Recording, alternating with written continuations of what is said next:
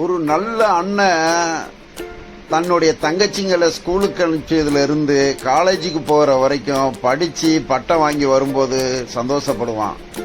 அதே தங்கச்சி படிச்ச பட்டத்தை வாங்கிட்டு ஒரு கம்பெனிலயோ ஒரு நிறுவனத்துல போய் வேலை செய்து சம்பளம் வாங்கிட்டு நடந்து வரும்போது பார்த்து சந்தோஷப்படுவான்.